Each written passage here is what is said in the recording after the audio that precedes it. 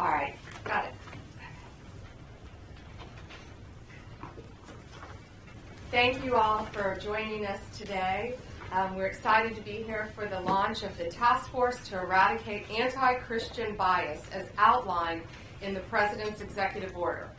Joining me today are members of the task force and individuals who have been impacted by the anti-Christian bias. Together, this task force will identify any unlawful anti-Christian policies, practices, or conduct across the government, seek input from the faith-based organizations and state governments to end anti-Christian bias, find and fix deficiencies in existing and regulatory practices that might contribute to the anti-Christian bias. As President Trump has stated, the Biden administration engaged in an egregious pattern of targeting peaceful Christians while ignoring violent anti-Christian offenses. The president is right. Biden's Department of Justice abused and targeted Christians. Pro-life Christians were arrested and imprisoned for peacefully praying outside abortion clinics. The FBI spied on traditional Catholics in their parishes.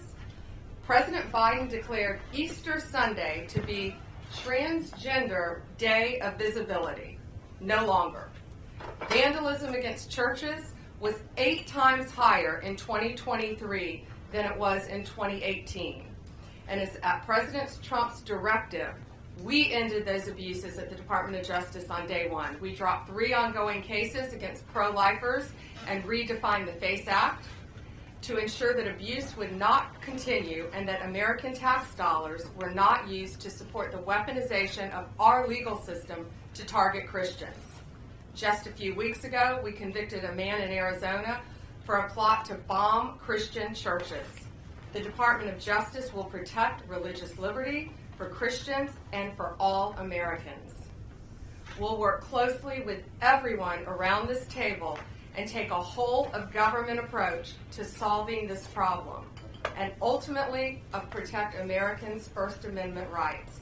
The First Amendment isn't just a line in the Constitution, it's the cornerstone of our American liberty. It guarantees every citizen the right to speak freely, worship freely, and live according to their conscience without government interference. Protecting Christians from bias is not favoritism. It's upholding the rule of law and fulfilling the constitutional promise. Thank you to President Trump. We have an incredible opportunity, all of us around this table, to protect the rights of all citizens from discrimination based on their religious beliefs. And thank you all for being here based on this executive order, and I look forward to doing great work together. Now, Deputy Attorney General Todd Blanche has a few words. Good afternoon, everybody. First, thanks everybody for coming, and for members of the task force for being here today and for your commitment to this important effort.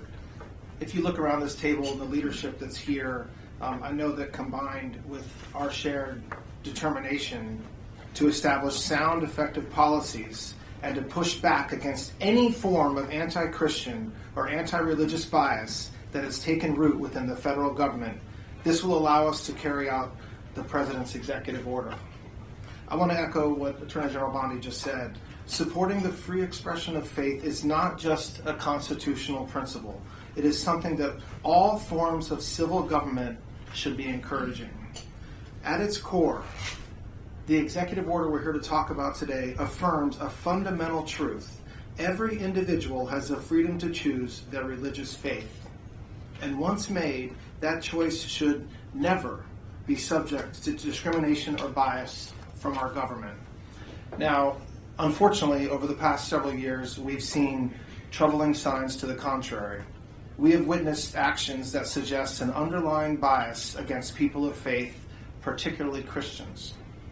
This task force was created to make sure this never happens again in America. We will investigate what went wrong, uncover facts, and ultimately chart a path forward. So today, we're going to hear from individuals who will share their personal stories that reflect broader trends and challenges from the Biden administration's policies. Policies that, frankly, strip people of their inalienable rights. We're also going to hear from members of this task force about the ways in which anti-Christian sentiment may have shown up in their departments or their agencies.